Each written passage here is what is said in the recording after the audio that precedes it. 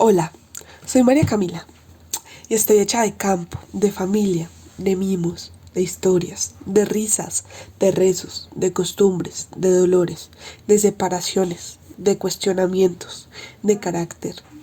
Estoy hecha de mis raíces. Nací en Manizales un 16 de agosto de 1998, un año bastante característico, pues a nivel nacional se posicionaba Andrés Pastrana como nuevo presidente.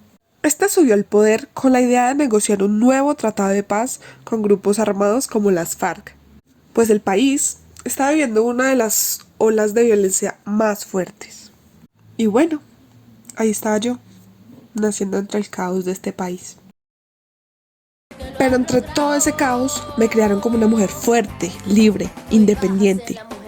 Todo esto gracias a mis abuelas, porque aunque crecieron en familias con roles tradicionales y son la más clara demostración de cómo el patriarcado y la iglesia juegan como instituciones opresivas y violentas con la mujer, siempre fueron ellas las que alentaron ese cambio estructural en mi familia, cada una a su manera.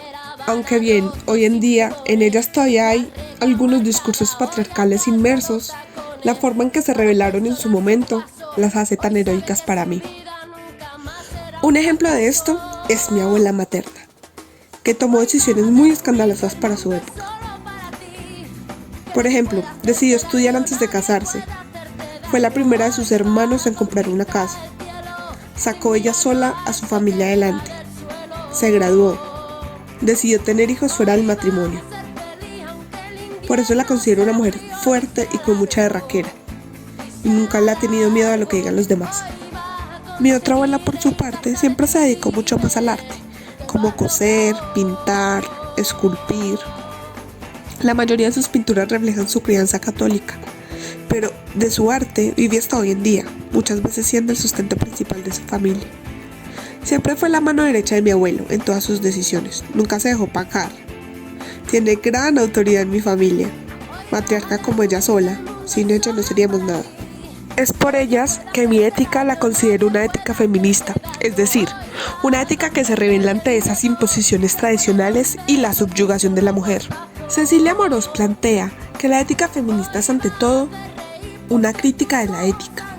No puede ser sino la denuncia de la ficción de la universalidad que se encuentra como presupuesto ideológico en la base de las distintas éticas que se han propuesto a través de la historia. Es por los planteamientos anteriores que mi ética es una ética inclusiva, pues quiero dejar atrás cualquier estereotipo que ubica solo a la mujer en los ámbitos del cuidado y el hogar, y quiero avanzar a una imagen de mujer libre, independiente y dueña de sus decisiones, para que así se pueda elaborar un nuevo concepto de universalidad donde se le dé la misma relevancia a la experiencia de la mujer como a la del hombre. También que éste esté lleno de sujetos críticos que se cuestionen constantemente a su alrededor y en algún momento puedan reformular esta ética tradicional que tanto subyuga a la mujer. Continuando un poco con la historia, mis papás me tuvieron a muy temprana edad, 19 y 21 años para ser exactos, lo cual al principio dificultó un poco las cosas, ya que recién había terminado sus estudios básicos y no tenían muchas oportunidades laborales, por lo que mi papá optó por entrar a la policía, exactamente en el grupo ENCAR. Para el momento en que se alistó, la violencia en Colombia está en uno de sus mayores auges, por lo que tuvo que moverse por toda Antioquia. De hecho, recuerdo un suceso de una de las visitas que le hicimos mi mamá y yo en San Francisco. Recuerdo que estábamos comprando la leche de mi tetero y un hombre uniformado se le acercó a mi mamá. Le dijo algo en voz baja.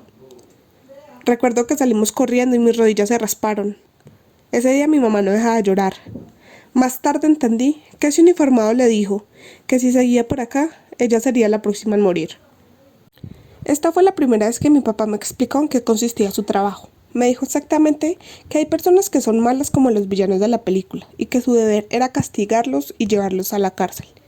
Es así que lo primero que entendí por justicia fue que la sociedad tenía ciertas normas establecidas para poder vivir en paz, pero que habían personas que no las cumplían, trayendo consecuencias como la cárcel. Otro hecho que me marcó fue la desaparición de una niña argentina llamada Candela. Fue el primer feminicidio que recuerdo con tanta claridad. Recuerdo que yo tenía mi misma edad y que ese día había quedado de verse con sus amigas, pues estaban en un grupo de scout. Sin embargo, nunca volvió a su casa. Este hecho generó mucho pánico en mí. Temía que me pasara lo mismo. Tiempo después, mientras navegaba por Facebook, leí una noticia donde explicaban cómo encontraba su cuerpo, pues había sido asfixiada y violada. Recuerdo todo lo que lloré. Por alguna extraña razón la sentía mi amiga. Pensaba que si a ella le pasó, a cualquiera de mis amigas a mí me podía pasar. Fue la primera vez que sentí tanto temor por ser mujer. Tuve un sentimiento que nunca antes había experimentado. Sentía rencor por ese hombre. Sentía que lo odiaba con todo mi ser. Sentía que no era justo que alguien se creyera dueño de las vidas ajenas. Fue así que empecé a comprender el sentimiento de querer justicia, de querer que ese hombre pagara por cada uno de sus hechos, de querer que se refundiera en la cárcel y no volviera a salir nunca más. Es así que mi idea de justicia empezó a enfocarse más en la víctima que en el victimario, porque mientras fui creciendo, escuché múltiples veces cómo encontraban cualquier excusa para culpar a la víctima y nunca las acciones del victimario. Por eso, para mí la justicia debe ir de la mano con aquel desprotegido, aquel que no tiene ese poder o privilegio. Esta es una de las razones por las que amo tanto mi profesión, porque siempre va de la mano con la población menos favorecida, con los marginados sociales, con los olvidados, con los silenciados. Y yo, desde esta capacidad que me concede el trabajo social, sé que reclamaré por todos esos derechos de los olvidados, haré justicia por todas esas mujeres violentadas y oprimidas, por los que no tienen las mismas oportunidades, siempre de la mano con ellos, nunca por encima de ellos. En mi familia nunca se habló mucho de la política, o al menos no conmigo. Me enseñaron cosas básicas como la importancia del voto, y eso lo reforcé con las elecciones que se hacían en mi colegio. Sin embargo, poco me enseñaron de la historia de Colombia. Desde muy temprana edad, me gustaba ver las noticias, sentía que me hacía más grande. Lo que más recuerdo escuchar es las confrontaciones que había en este país, cómo la violencia aumentaba y los pobres eran cada vez más pobres. Todo este desconocimiento cambió cuando llegué a la universidad. Empecé a ver cursos como Historia de Colombia, que me dejaron comprender cómo la corrupción y la inequidad han jugado un papel fundamental en el conflicto armado. Con esta información, cuando llegaron las elecciones presidenciales del 2018, me sentí tan responsable por mi país, porque sabía que mi voto era un grano de arena para generar un cambio. Fue así que un día llena de nervios fui a votar por el que para mí era la mejor elección. Previamente había estudiado sus propuestas y me había gustado lo que planteaban. Aunque finalmente el candidato electo no fue mi favorito, venimos a ver que hubo una cantidad de votos considerables frente a lo que se quería con este país. El país quería cambio. Es desde este momento y en el transcurso de mi carrera que entendí la importancia de una conciencia política y cómo experiencias como estas me construyen como sujeto político, no solo para las elecciones, sino para las decisiones políticas y ético-políticas que tendré que tomar cuando ejerza mi carrera.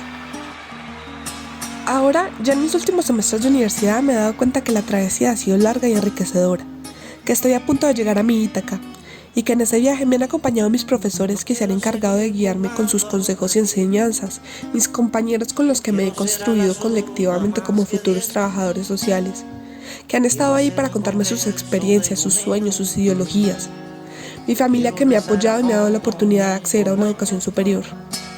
También autores que me han marcado como Judith Butler, Viviana Travi, Simone de Beauvoir, Mario Benedetti, Borges, María Legarde, entre otros. Pero sobre todo a mí, porque me he cuestionado, me he deconstruido, me he conocido, me he confrontado, amado, odiado. Sobre todo me agradezco a mí, Camila, por escoger esta carrera todos los días. Gracias por su atención. Yo me muero como viví, yo me muero como viví, yo me muero como viví.